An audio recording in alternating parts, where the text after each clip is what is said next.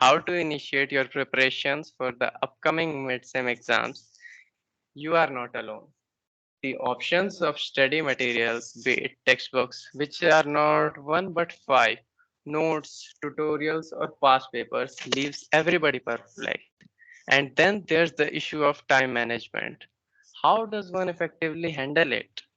Rest assured, because this session will answer all your questions. Today, we have with us our esteemed seniors who have cracked the code of acing exams and are here to give valuable insights and share some tips and tricks which will surely help us all. So, let me introduce you to the seniors. We have Navya Dingra Bhaiya from Civil Part 4.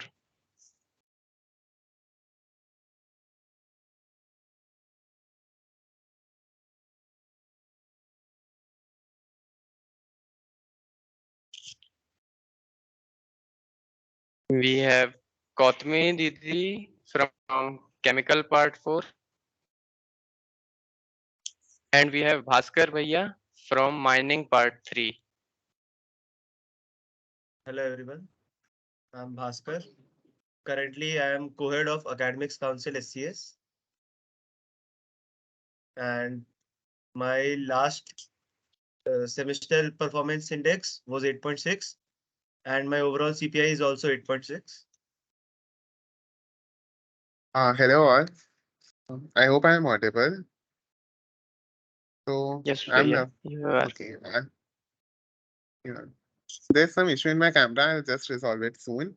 Till then, about my introduction, I'm Navya Dhingra, currently from Civil Part 4 and serving as co-convener of SCS.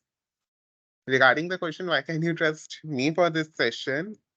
Like my current CPI till sixth semester has been 9.61 out of 10, and currently it is the highest in my branch.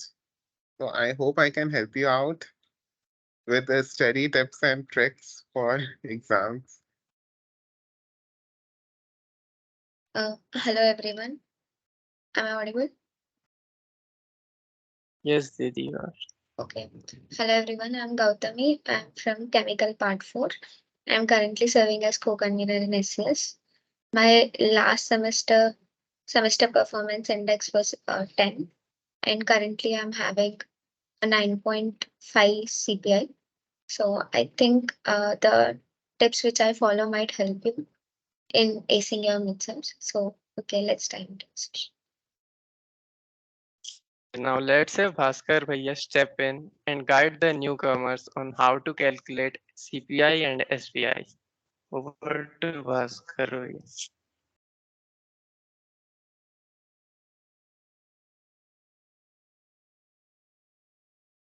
Yeah.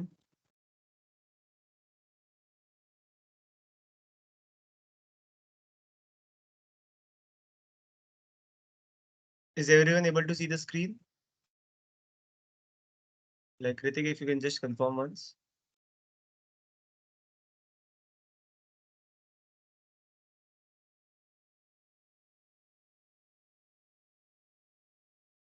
Ritik?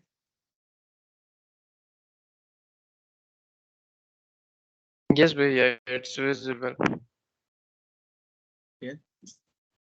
So the common terms that we see in college: UGD, IDD, PI, CPI, SPI.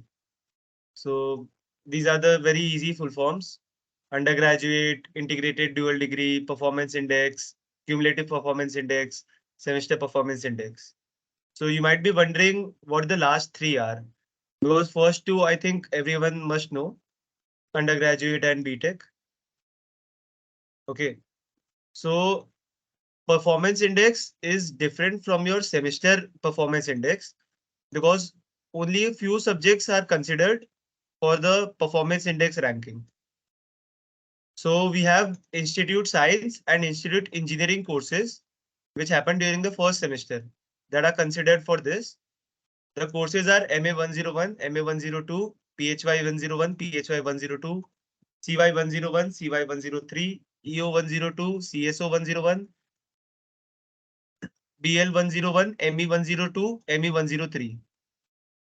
And I think some of you might also be studying some of these courses in the second semester.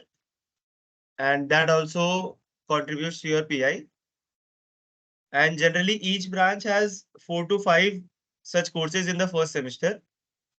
And mostly it's relevant for the first semester only. But sometimes, like it happened in our case, the branch change happened after the second semester.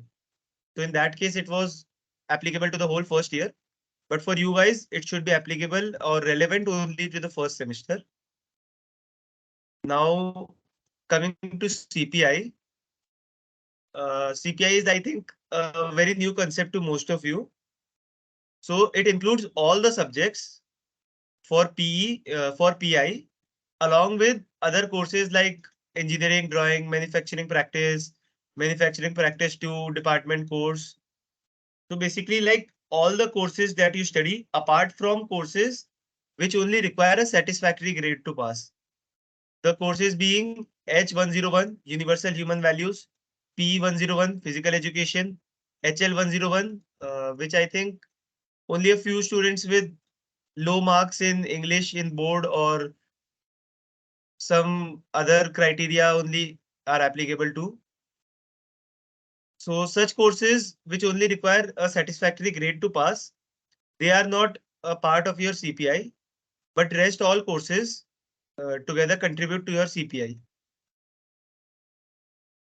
But still, it's suggested not to take creative practice courses and humanity courses lightly, because even if the S grade or F grade doesn't contribute to your CPI, if you don't pass the subject, you will have a backlog and you will have to clear it, which will be a very hectic thing. So now coming to how to calculate the CPI. So we have the general formula here. And as we can see, the CPI goes on a weightage system. So each subject has a credit assigned to it. Like some subjects have 9 credits, some have 11 credits, some even have 13 credits. Then there is a grade. Like if you score A minus, B, B minus, C minus. So based on that, you have the scores 10, 9, 8, 7, 6, 5. And generally weight of the course assigned by institute is 1. So using this, you can calculate your CPI by like if we take, for example, W equal to 1 for all cases. So what we have basically would be CIGI by summation CI. So each course, the number of credits you have multiplied by your grade divided by total number of credits in the semester gives you your CPI. This is just for one semester. Like you are in the first semester right now. But when you go to the second semester, then you have to add all the courses from first up till second semester to get your CPI. Whereas if you go to SPI, what happens is you just take the courses for that particular semester. For example, if we take this grade sheet, and here we have the courses, maths, ME, PHY and all, we can see the credits and we can see the grade obtained. So A minus means 9. 9 into 11, 99. Then B is 8. 8 into 11, 88. So on if we add them, and then we divide by the total number of credits. The last 4, as you can see, even though they have credits, they are not applicable in the calculation of CPI or PI. Okay. Because they have a S grade. And as you can see, we don't have a number for S. We only have A till C. So this is another just small calculation here. And as I was saying, like 99 plus 88 and so on, we multiply the grades by the credits assigned. And then when we divide it by total number of credits, we get our CPI. In this case, it turns out to be 9.27, which is a very good grade. And for the first semester, like I told you, SPI and CPI are same. It's second semester onwards that they start to differ.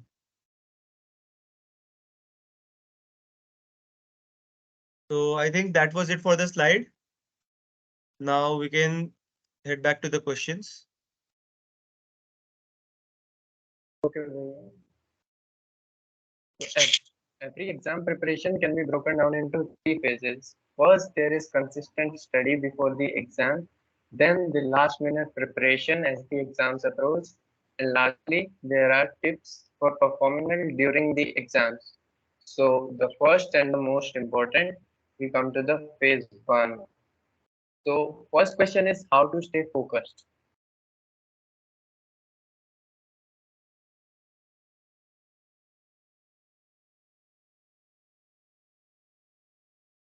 I think Didi, you should start with this one. Okay, so if we started from now, how to stay focused, it's basically you have to get nice marks in exam. That is the constant motivation you need to have. Then after that, most probably you need to divide your subjects into topics and then start the preparation. And in my case, my core interest is aligned with my branch, so there was not much need for pushing me up. So that was my interest based study. So yeah, Navya, you want to add? Okay. To add on to that, like you have to find a constant motivation to stay focused. Like the motivation in my case was to maintain a decent CPI so that it doesn't give me problems like when I have to select electives or during my internships and placements. So that was one constant motivation which helped me like that if I have to study, I have to remain like do it dedicatedly even for a few hours. So that is one of the things. Secondly, staying focused also means you have to set your priorities. Like you must be in your first year, so it's one of the best things to explore many clubs. Your councils are there. There are many activities in college which you want to explore, and there is nothing harm in that. But the main key here is like you have to set what priority. Like if your exams are nearing, it's just 1 week of your, left for your exams. You have to decide whether that if you are able to handle the pressure or not, and therefore of your studies, academics, and therefore you have to set your priority again for that thing. Like if only 1 week is left, then I have to go and study for exams. I have to study my weak subjects. So that is what helps you. Firstly, your motivation for like why if your motivation is just to get a degree and get passed, I don't think staying focused for that will be much difficult. But like if you have some other good motivation, it will help you remain focused. And secondly, your priorities that will help you out. Okay, Bhaiya, that So surely answers the question. Yes, Bhaiya, you want to add something? like just like Navya Bhaiya said, if you have a good grade, you can have a like peace of mind that okay, I don't have to be worried about my grades, so I can focus on either clubs or your career or anything you want to. Like you get a little bit of freedom if you have good grades, and obviously it doesn't hurt in interns or placement seasons.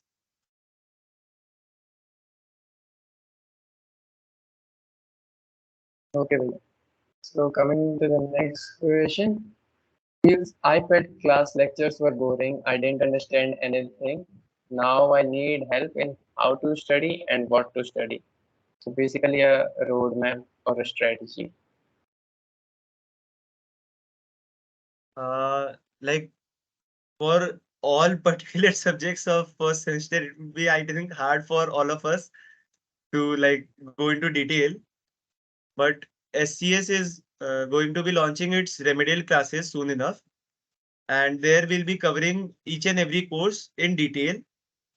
So I think if you have skipped all of the subjects in the semester, you should definitely attend the remedial classes. It would be a lot beneficial for you. And also, if someone just has doubts or a little problem in concepts or anything, then also it would be very helpful.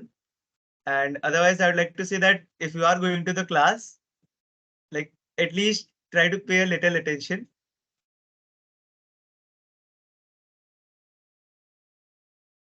Okay, so like it is a problem. Many students find like they find some of their classes boring. Like it happens for some, it can happen for a few subjects. What I'll suggest is like if you go to these classes, at least note down what your professors are telling. Like if they are giving you some important notes, if they are telling you some important concepts, at least note them down. It's not that you just go to the class and you come back without having any beneficial outcome. Okay, so for example, if your maths professor is telling you important, is giving you an important question, it is he or she is giving you some notes to study, at least have them in your notebooks because these things will help you out during your exam prep.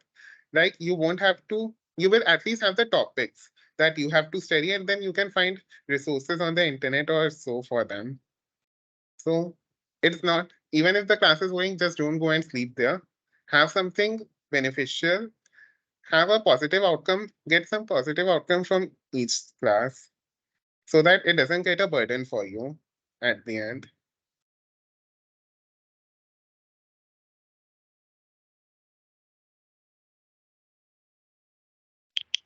Okay, yeah. So moving on to the next question. Do we need to read books or are notes, tutorials and assignments sufficient?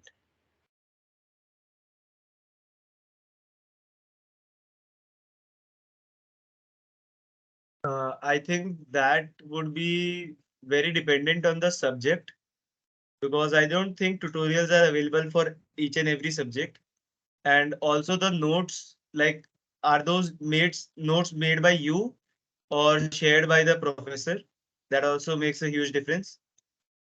But I think for a few subjects, it wouldn't hurt to see the reference book, even if you have made proper notes in class, because there is always something extra in the reference book.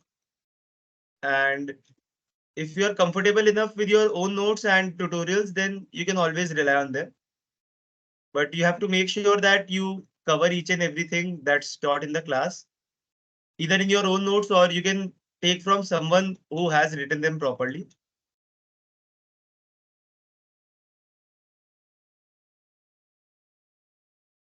Okay, from my experience, I'll tell like I have a habit of like whatever I'm studying, firstly I'll get the professor notes and then whatever I'm studying, like I'll make my own notes also for that purpose.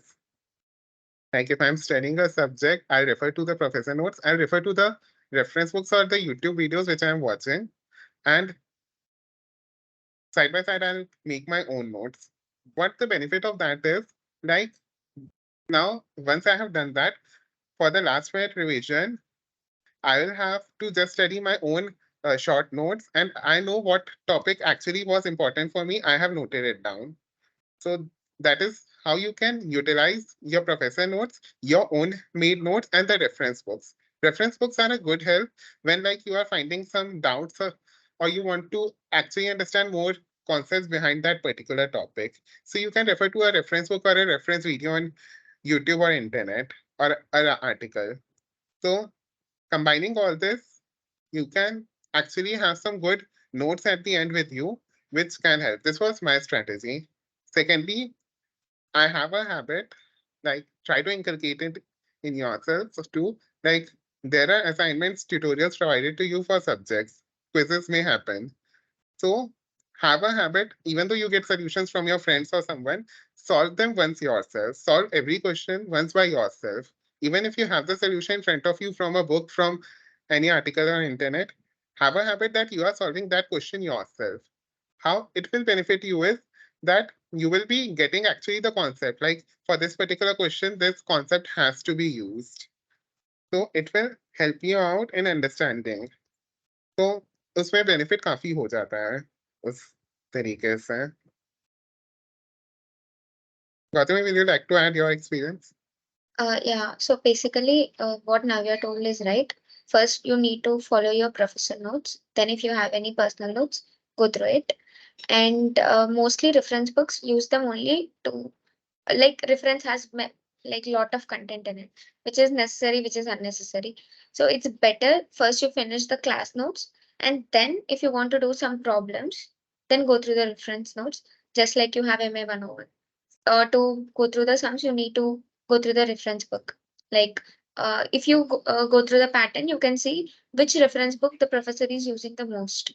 So that will be useful for you to follow that book, because they suggest you two to three books, but they only take the content from one specific book, like the 70% of content from a particular book. Just identify that book and keep on doing the sums in it. Once you're done thorough with the PT, only then jump up to the problems. In between, you have to finish the tutorials and assignments which are given, because mostly they might give questions based on the same concepts. So first do the tutorials, then assignments. And if you're left with any subjects, I mean, any much of time, then you can go through the extra sums.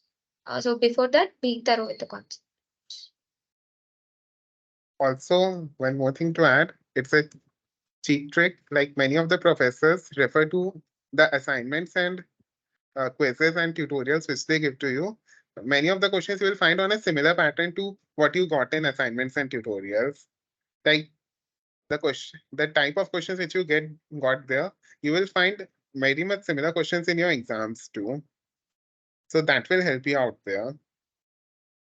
So it happens in case of most of the professors.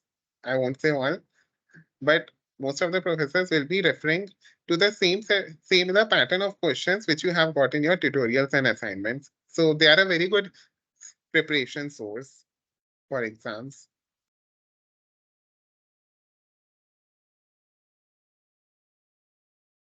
Okay, Vijay, that surely helps. Next question is, I want to ask how to manage other interests along with exams.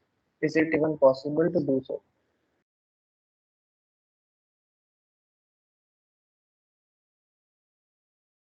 Okay, so clubs and councils, you can explore them your entire semester. So I would suggest before mid semesters, 10 to 15 days prior, to stop your activities and tell your seniors that you won't be able to dedicate any time, because academics are on top priority of everything. So I would suggest, if you are well focused and you can finish the syllabus in 10 days, like based on your timeline, just stay focused for that 1 week or 10 days which you are getting, and utilize it completely towards your midsem preparation. I would not encourage giving your time in any other activities other than collecting notes. You have a lot of things to do before mid semester.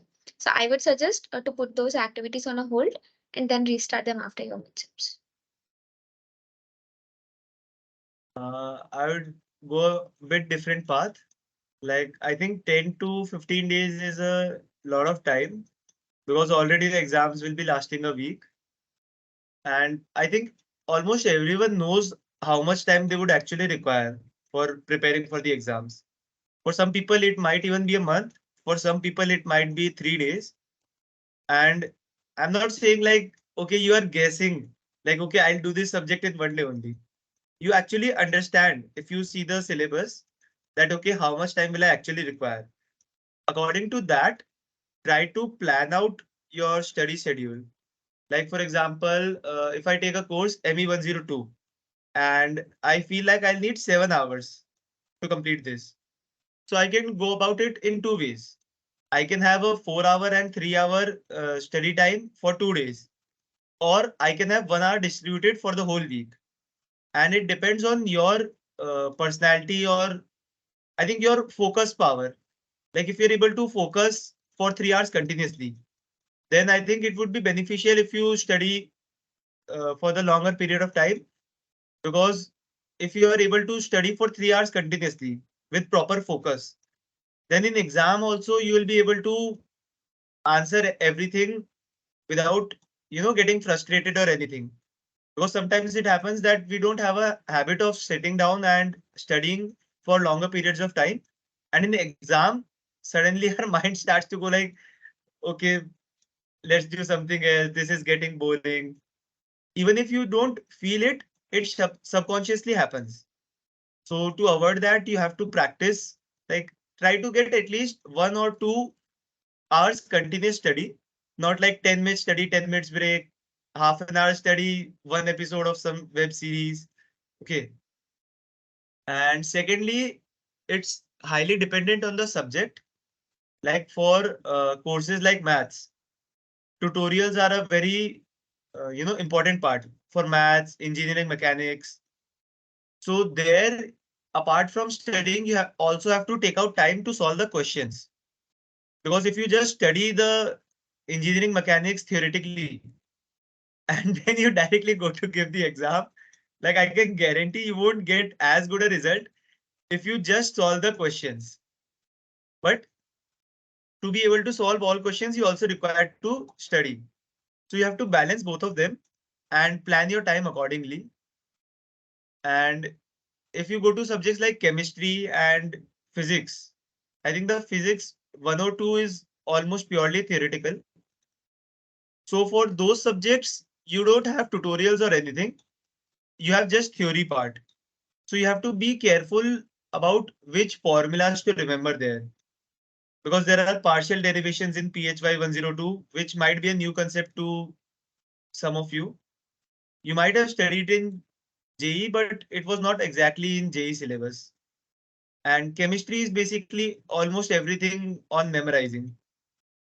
So even if you give 5 hours, but you feel like you can give 2 more, I would suggest you give 2 more, because the more time you give to subjects like chemistry, the better you'll score.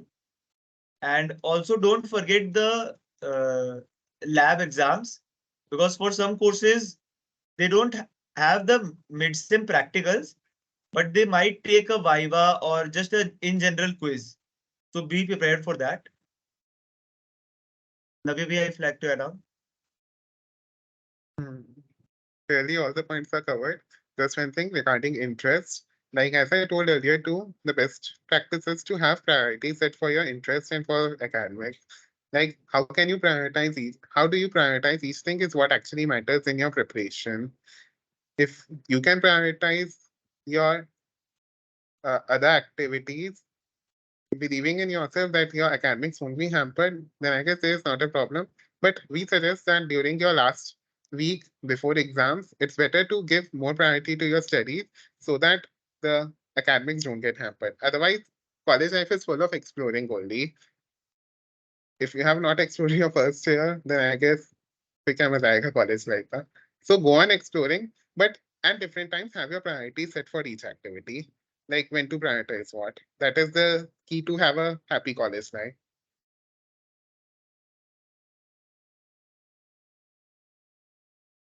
Okay, Bhaiya. That was answered very well. So the next question is, if someone is facing health issues and unable to attend classes or quizzes, so what he or she can do? The first step would be like to go to the healthcare center, get a checkup if it's a prolonged issue. And if the healthcare center suggests to go to Sundardal, then do that. Like first focus on your health, find out what's wrong. And after that is done, you can contact your department undergraduate committee, and then you can give them the medical certificate that, okay, for this reason, I was not able to attend the class or quiz. And once they sign that, you will be given the leave also. And also you will be able to ask the subject professor that you can be given a requiz or some other evaluation instead of the quiz. Like that's the proper way to go. But if you like feel that you can directly talk with the professor that you missed the exam because you were not well, so you can do that also. But in case you were ill for a prolonged period like a week, I would suggest going to the DUGC committee, because attendance is also something that you should have to consider, because some professors strictly follow the 75% criteria. And apart from health issues, you also do miss classes.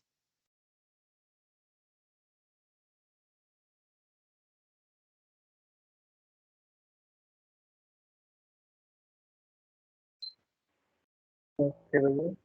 And adding to that question, if someone is unable to recover here and leaves for hometown, in that case, are the assignment deadlines strict or not, or is it taken as late submission and they give low grades? No, like if you have a severe health issue and you have to go to home, then obviously when you contact the DUGC, you will be getting the medical certificate and the leave application. And during that course, if any assignment or even mid-sem or end-sem exam occurs, you'll be having the makeup exam or makeup quiz. So like deadline is strict, but apart from the health cases, you will have to submit. Like you cannot go that, okay, tomorrow is deadline and I'm unable to make it. So I'll think of a medical excuse. It won't work that way. It has to be a proper certificate signed by a doctor and everything. So like only if you are not well, you'll have to go through this. But otherwise, don't try to use this as a escape or cheating method.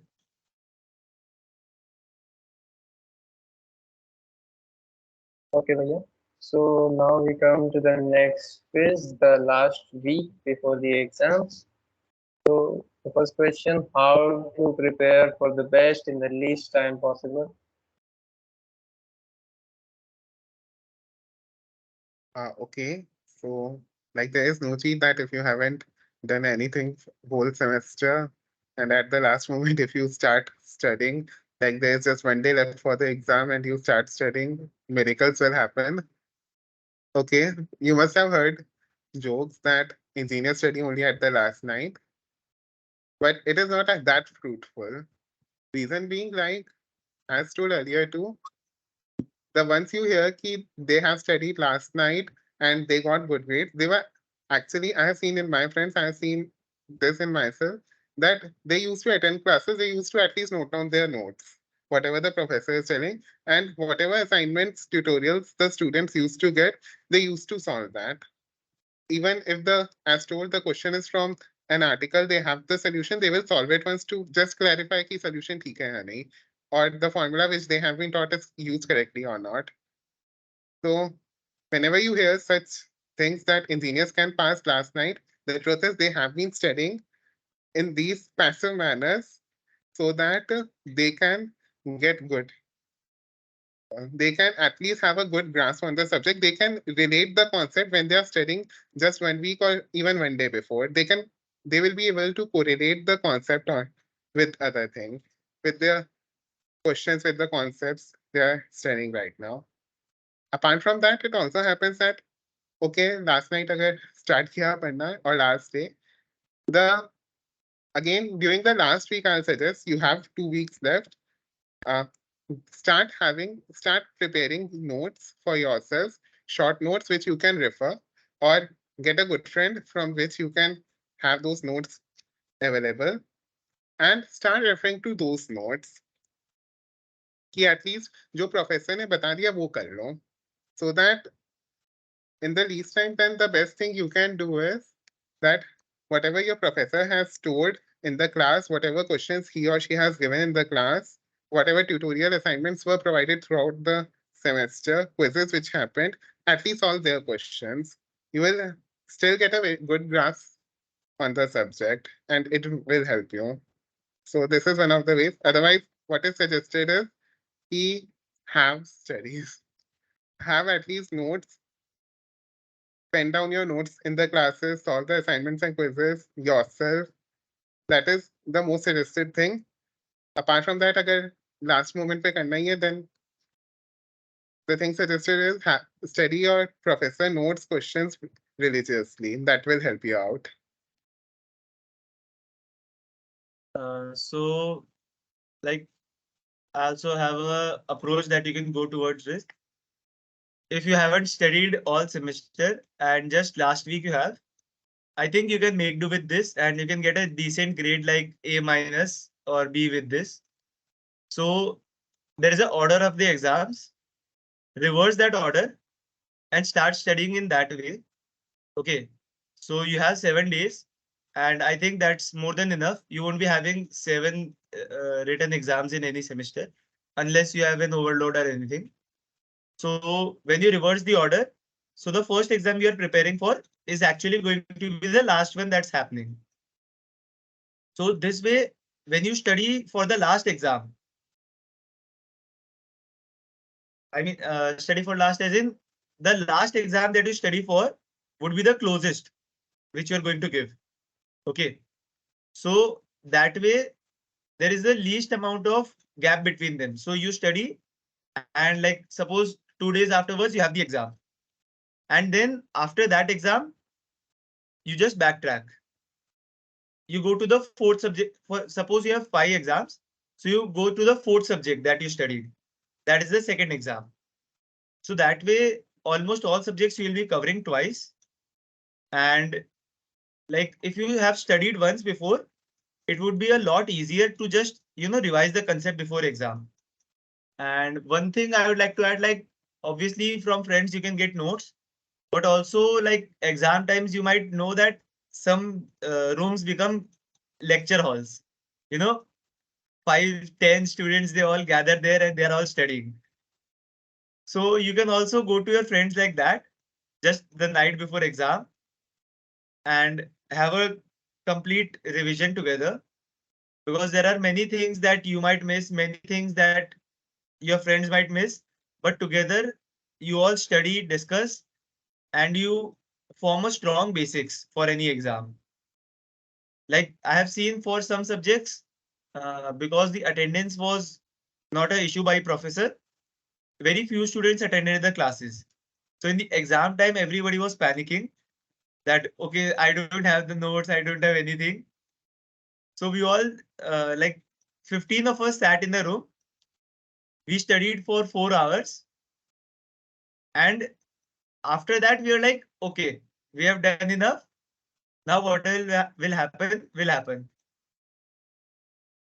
So try to get notes and if possible, study with a friend and hopefully someone who actually has studied the subject. Because if you go to study with someone who hasn't studied, you both will be like, you know, two half pots can't fill each other, right?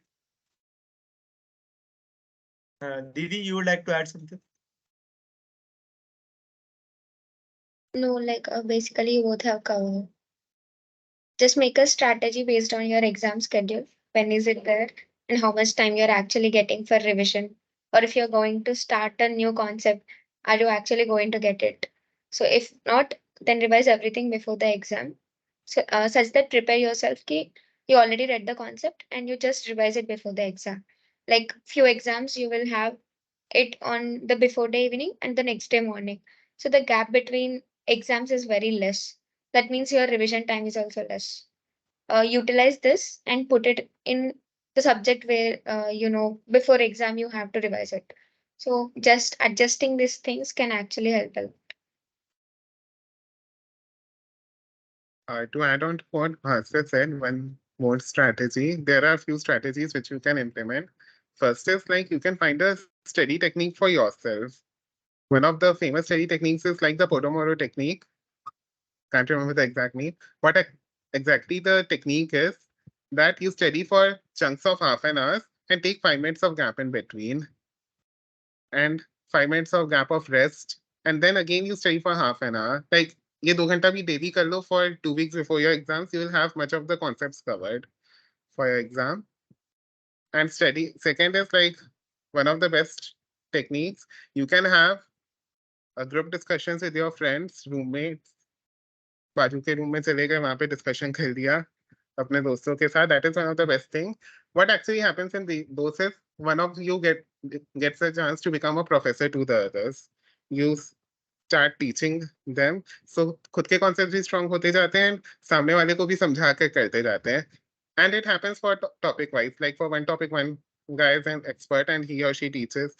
Second topic के लिए second one comes कि उसने ज़्यादा अच्छे से वो पढ़ लिया था, उसको time मिला था.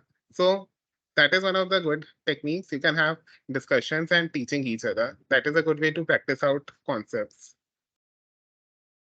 So and develop a study technique for yourself, which you can relate. Like the one I gave was an example. You can relate to anything which suits you the most. Like JEE bhi tum log dekar aaye, you know what study technique suits you the best. Also, one more thing, you all guys gave JEE advance. So one of the toughest exams of India and of the world too. उसके सामने college exams are very much easy, so you don't have to actually worry for that. एक बार जीत के आए हो, दूसरी बार भी आराम से हो जाएगा. Just some dedication and hard work will help you get it. So वो कर लेना.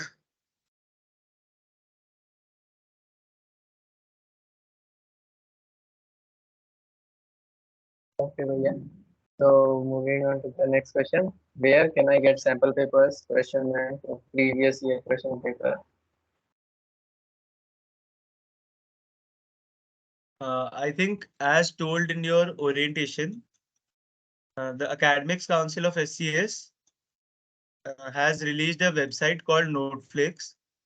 And I think for all of the subjects for first year, you'll be getting the notes, tutorials, PYQs, everything there. And even if you are unable to access that for some reason, you can always ask your professor for previous year questions or sample questions. And like, unless you have done something to offend them, most professors are helpful enough and they do provide you with such things. And even for tutorials, you can ask your TAs or the professors direct that you have solved the tutorials and you want to cross check your answers. Can you please have the solutions?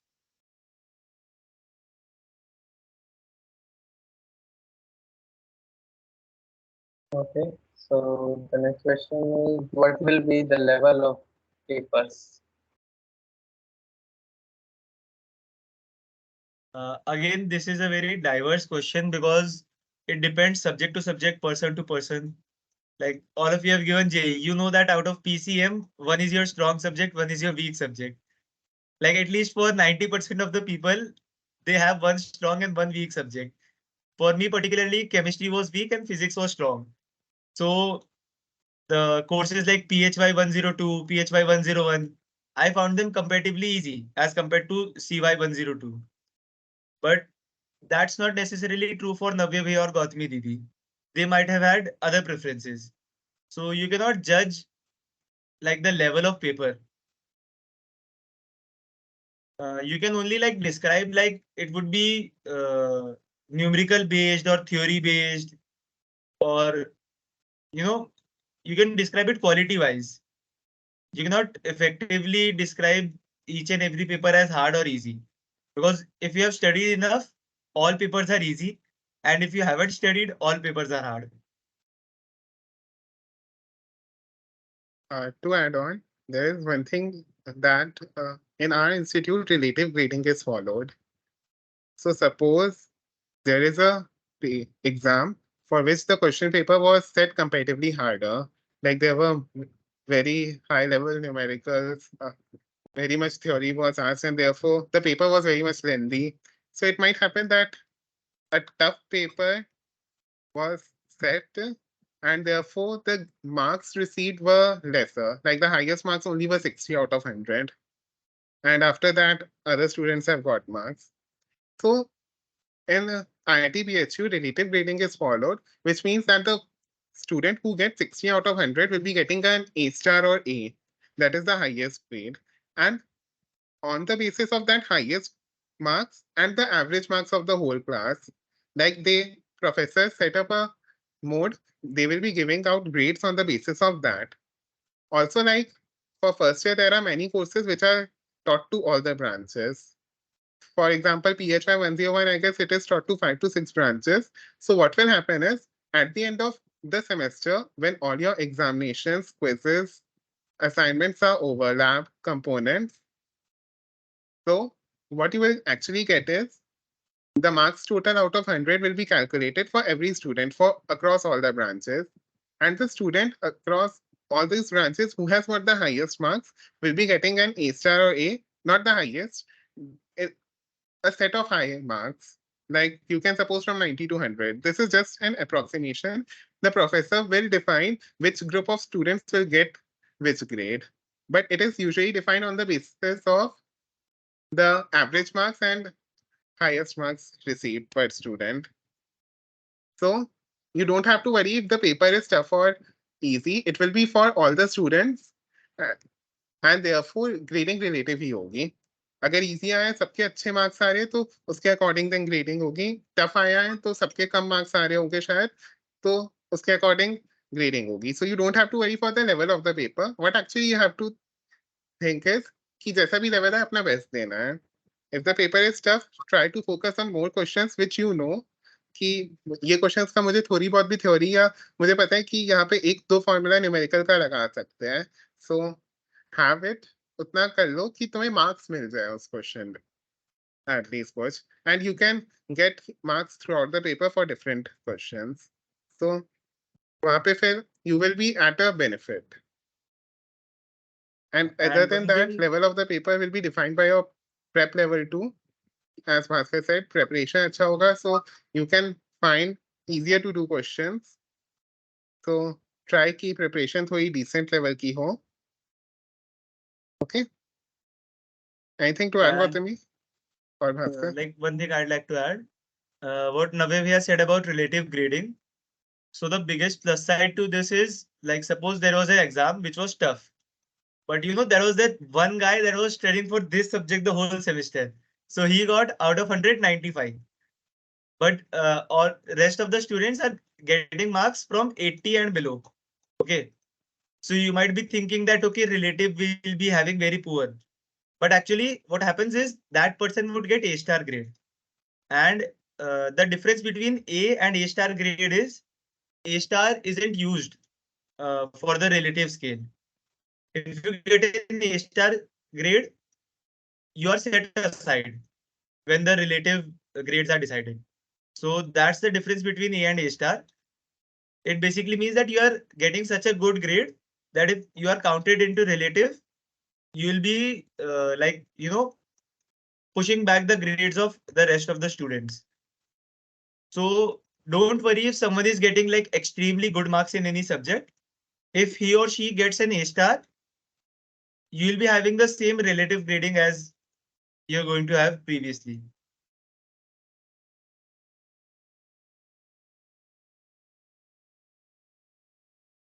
If Didi has nothing to add, I think we can go to next question. Okay, so next we come to the during the exam phase.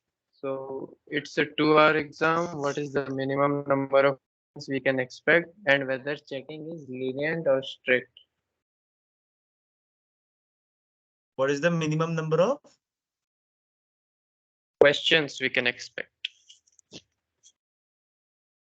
minimum number of questions?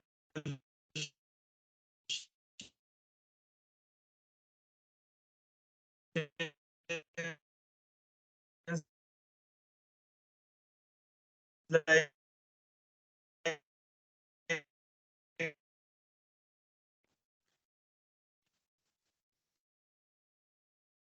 I would say expect 5 to each exam because midsem is mostly 30 marks for all subjects. If you intense, obviously you can have more because if there are in the there will be 1 mark each. So you can up to 15-20 questions or but minimum you will have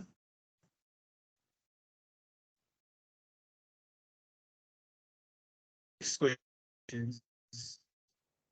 And checking again, it doesn't matter lenient because it will be the same for it's like, you know, nullified.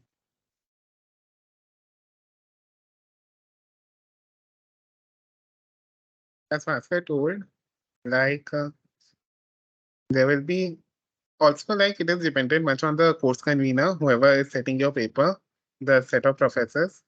They will be defining the number of questions.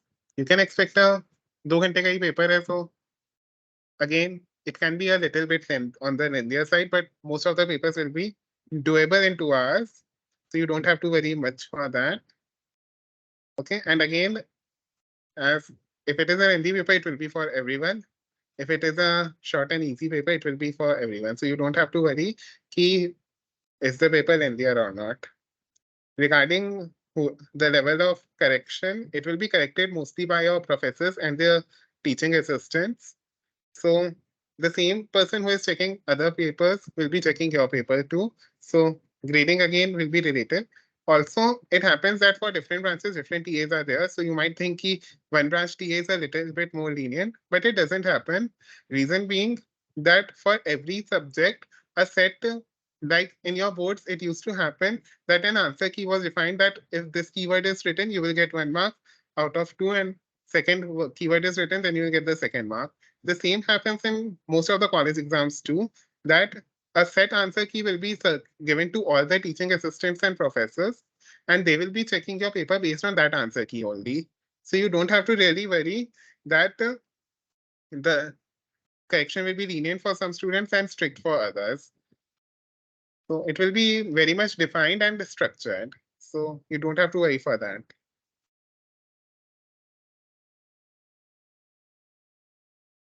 Okay. So moving on to the next question. What are the things we have to take into the examination hall? What we should not? The do's and don'ts for the exam.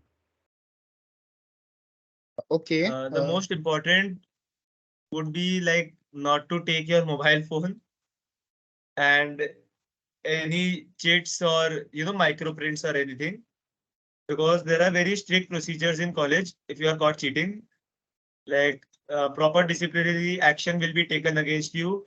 You'll have to fill out an unfair means form, and the minimum punishment is subject back, and the maximum can go up to the whole semester back, which would like very disastrously affect your college life. So it's that you will refrain from cheating. Apart from that, calculators, I think someone just asked in the chat, are calculators are allowed in some exams. You'll have to clarify with the professor beforehand. But some exams do not allow calculators. So be sure that you only take it for exams which are allowing it, because again, it will be considered as unfair means. And in the calculator also, some people try to, write the formulas on the inside because the calculator has a cover. So try not to do that, because the professors who are invigilating, they've seen decades of students do such things. So they know all the tricks, and it's not like, you can fool them or anything. Just to add on, apart from your mobile phones, don't take any smart device with you like smart watches or smart band, wristband, because they also come under the category of unfair means. Like if you are using them, wearing them, even if you are just wearing a smartwatch or smart band in your hand and the professor notices that a notification has come, or teaching assistant, even though if you are not, you might come under unfair means. And as told by Bhaskar, the disastrous effects of those, you can even get a subject back or whole semester back. So avoid taking any smart device with you inside the examination hall. What actually happens is you have to keep all your smart devices inside your bag, and you have to keep your bag outside the examination hall. Your examinations will be happening mostly in LTs, so you will have to keep them outside LTs. In your uh, outside LTs, the space will be provided for keeping the bags. Firstly, you can take calculators. It will be defined by your course convener and professors that you can take scientific calculators or which level of which category of calculators you can take. So it will be defined. There's no harm in that. Apart from that, your regular stationery you can take. Avoid that you don't take any checks, any pieces of papers with you. And compulsorily, you will have to take your I-cards with you to the exam hall, because without I-cards, you will have to fill the attendance form and your verification of details on the, like your roll number, name will be done. So for that, you require your I-card. If you have lost your I-card, you can contact your DUGC or HOD or your department office to issue a letter stating that you are from the department and you are a student of this college. So that will be required if you have lost your I-card or something has happened to it. Okay. So these are the important things: stationery, I-card, and calculator if allowed by the professor for that subject.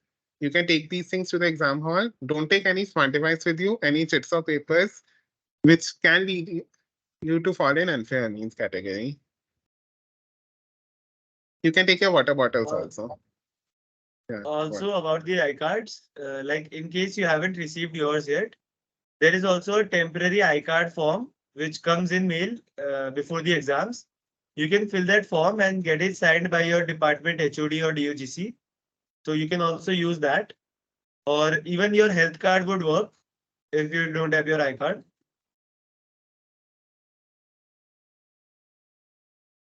Okay, adding on to that question, if we are late, will any action be taken against us in the exams? Avoid being late. Like try to reach the exam hall 15 minutes prior so that there is no PT. Suppose you get late and at the last moment you realize you have forgotten your iCard too. All late ho jayega. And then avoid that. Be 15 minutes early. In case you get late, you will have a loss of your time only for the exam. 2 घंटे का paper है उसमें भी 15-20 minute late हो गया. A major chunk of your paper time is gone. No strict action will be taken as such, but just avoid being late. It will be for your benefit.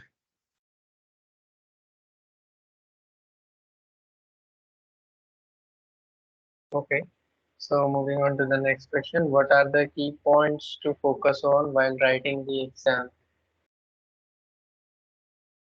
I guess Gautami can answer this better. Like she has written best exams. Just make sure how your professor is actually teaching. Are they in depth or they are only looking for the keywords and all? If they're only looking for the keywords, then most probably they will see your concepts. So based on the question, just go with the concept.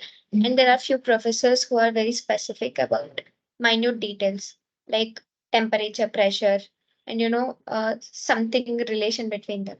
In such cases, specify them. So just understand how your professor is teaching and make sure before the exam, ask them what they're expecting in the questions. Is it like they want lengthy answers or is it like to the point answers? So, and even in numericals, mostly they'll be expecting the procedure you followed and then the answer.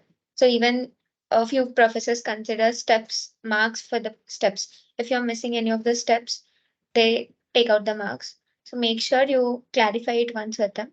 And everyone's correction is different. It's always better to ask your professor what they're actually expecting from you in the examination.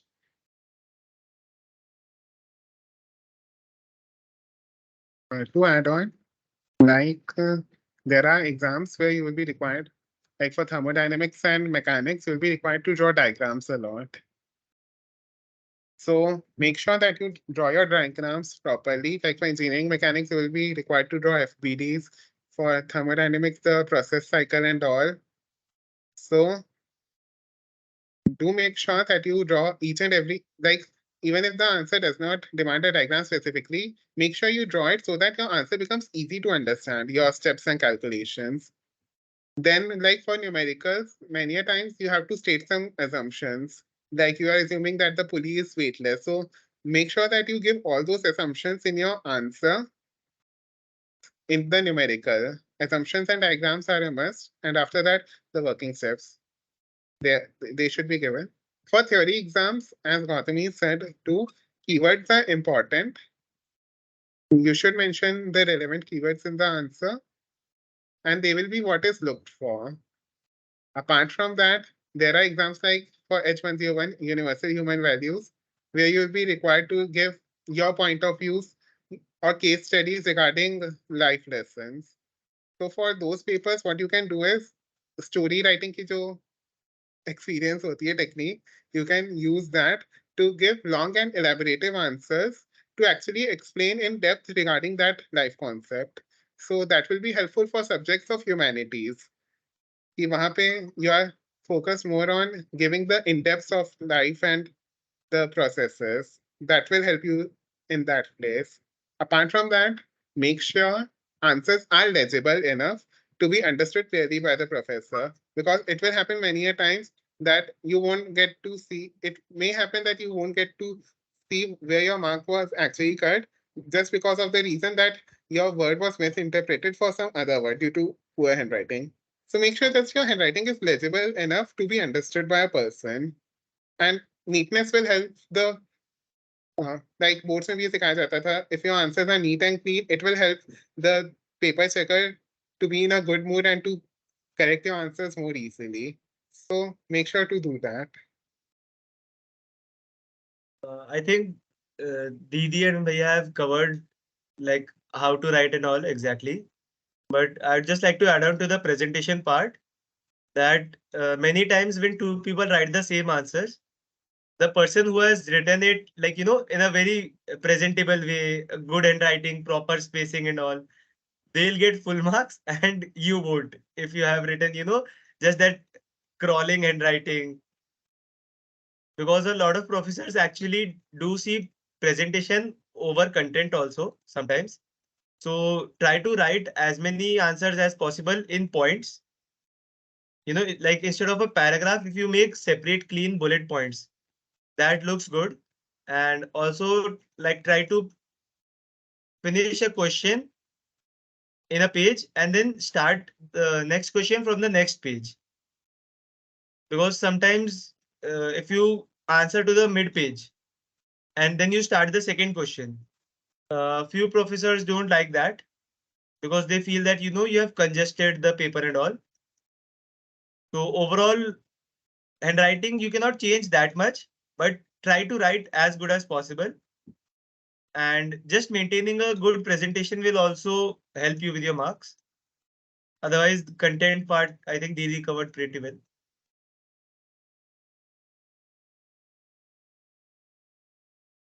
Okay, so the next question is how much do we have to write for different mark questions? Like for 6 marks, how much do we have to write for 3 marks? How much? Completely depends on the subject and paper. Like as for humanity subjects, the marks are directly proportional to the length of answer for subjects where you have to give life lessons and all. But for other subjects, the technical engineering subjects, science subjects, giving keywords is what actually matters. Like if there's a 3-mark numerical and a 6-mark numerical, or 3-mark theory question and a 6-mark theory question, what they actually expect is the keywords and the proper concept for the question. So try to give the concepts which are relevant, and that will suffice for them marks.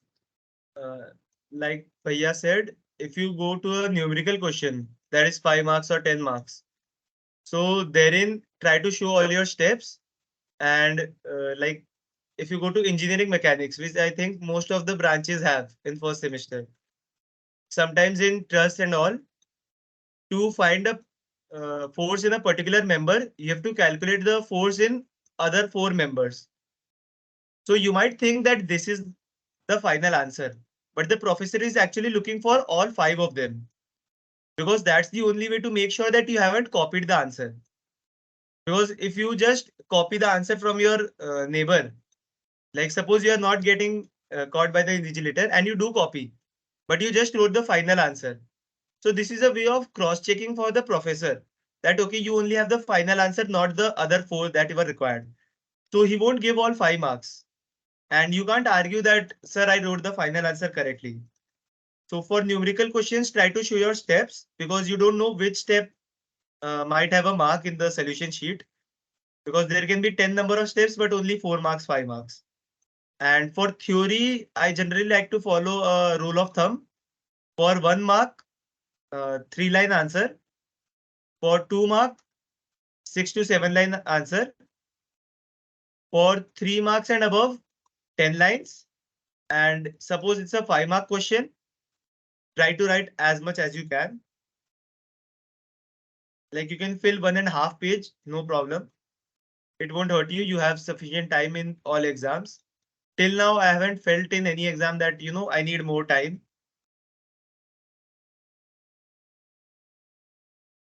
Didi, you'd like to add on? No, you have covered. Okay, so that brings an end to the questions. Now I would like to open up the sessions for participants.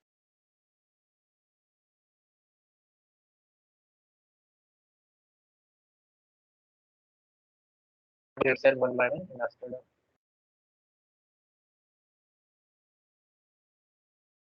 I think, Ritik, can you repeat?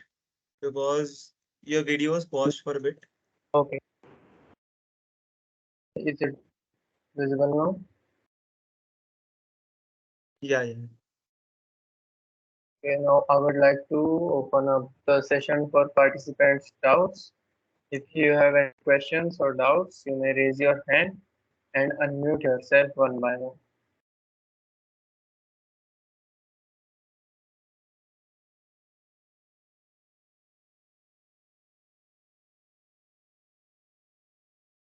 So I think we can start with Utkarsha.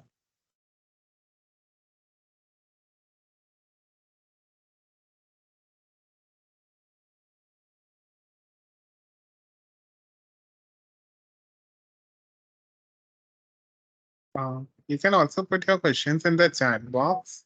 We'll, we can pick from there too. Ritik, you can pick the questions from there too. If somebody is raising the hand from some previous question or like by mistake, you can put the hand down now. And we'll be Like going through there's the one chat. question, there has been one question, where to get the solution of tutorials. So you can get the solution of tutorials from your teaching assistants and professors. You can, if you have doubts in the questions, they will be holding discussions and you can have discussion with them. Or you can go to their chamber and discuss the solution with them or your doubts. Okay. Okay, so I Okay, the see next a question: question. which scientific calculator should we buy? So I think 911 is allowed for exams in all courses and is good enough to solve matrices and all. Right, I think Your Casio Kate was series, speaking. Casio series, any scientific calculator will work. Mostly 911 series is preferred.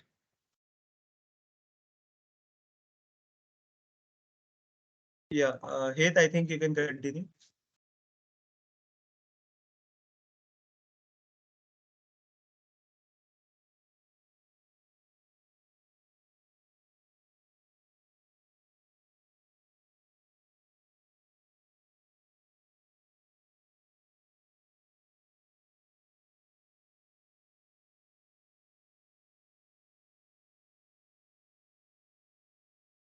Okay, someone is asking, sir, can I write my answer in Hindi language? No. Like For until if the humanities subject, course, I think you can if you talk to your professor. But apart from humanities, I don't think any other course allows this. yeah. For humanities, some subjects the course professor can allow. Otherwise, the mode of instruction is English. So you will have to write your answers in English only for all the engineering and science courses. Ayushman, you have raised your hand.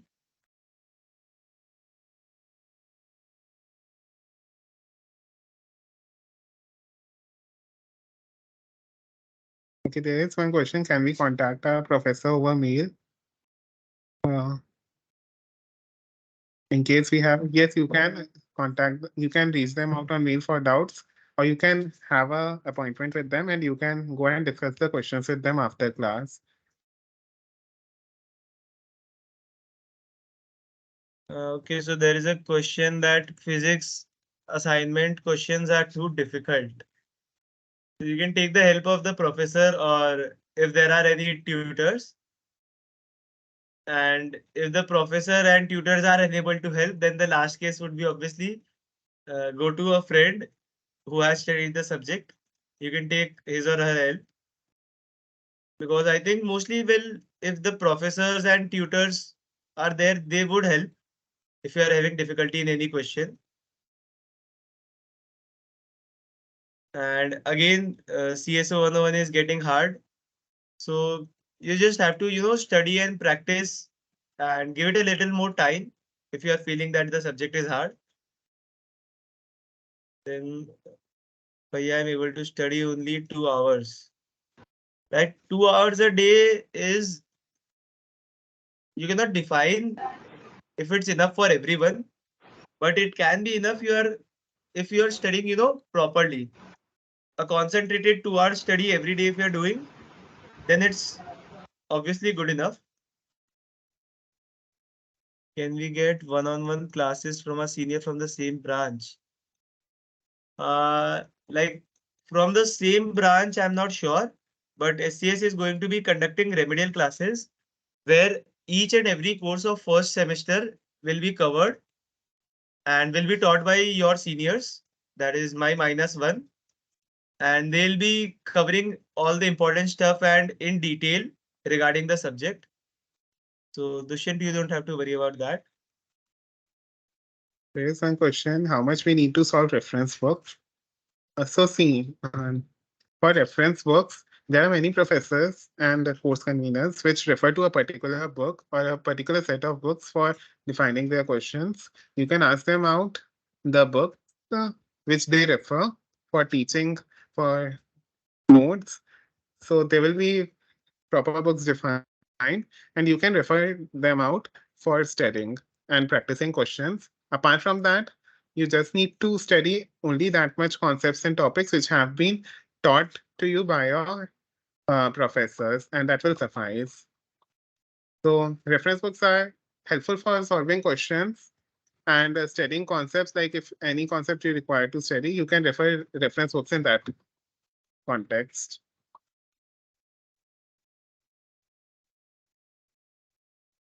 Again, in which subjects, reference books are important to solve to score good. It is a subject, it is defined for every subject, for every student base. Some students might find the notes and assignments sufficient, while others may require a reference book.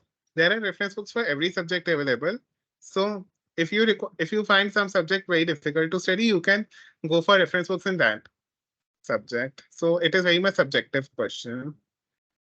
And obviously, if for some reason you are unable to attend even the remedial classes, you can contact your induction mentors or your, tech dad, tech moms.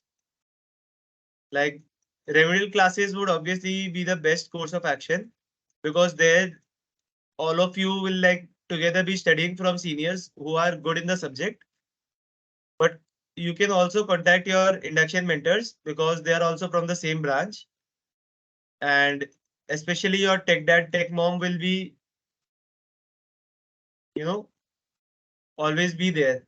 I don't think any senior would be like, refusing to help you while exams.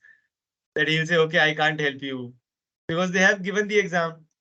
So they, at least even if they don't know what to do, they would know what not to do. And that's a very important part, especially in exams.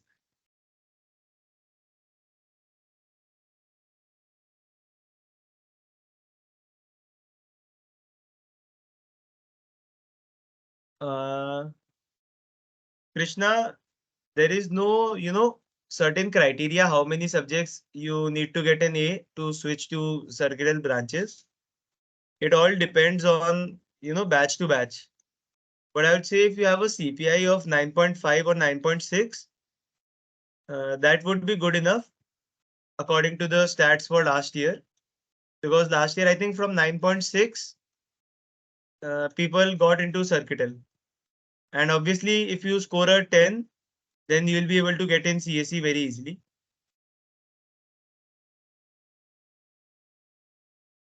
Their Ayushman, classes will please. start next week. I Ayushman, think. regarding subject specific, please wait for the remedial classes to start because from time to time the professor might change, and if we study from different professor and we guide you accordingly, it won't be good. So your seniors have the last experience. They'll be teaching you in the remedial classes. Wait for that.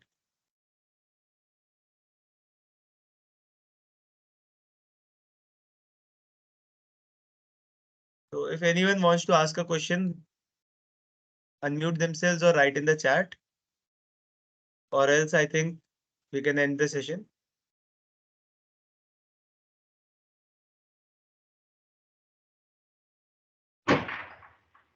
Okay, so no more doubts, anyone?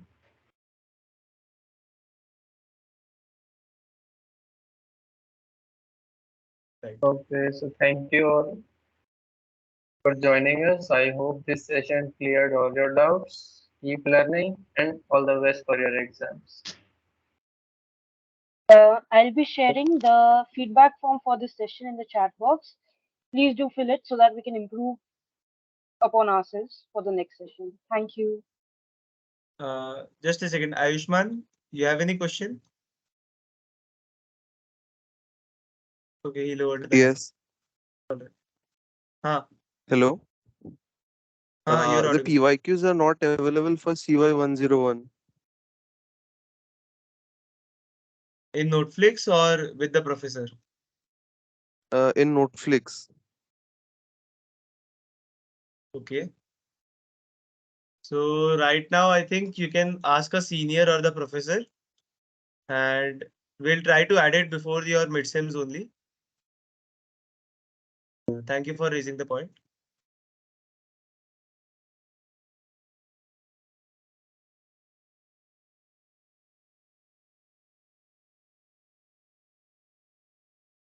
Yeah, Shubham.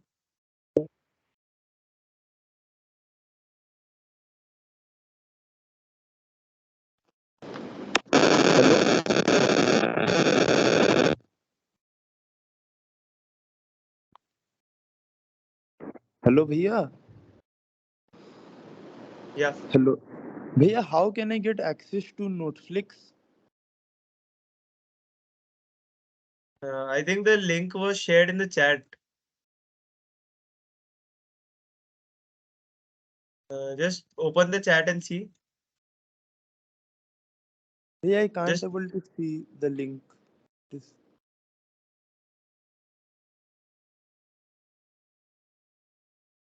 okay, I'll ask them to share it again. Okay, so I shared it again.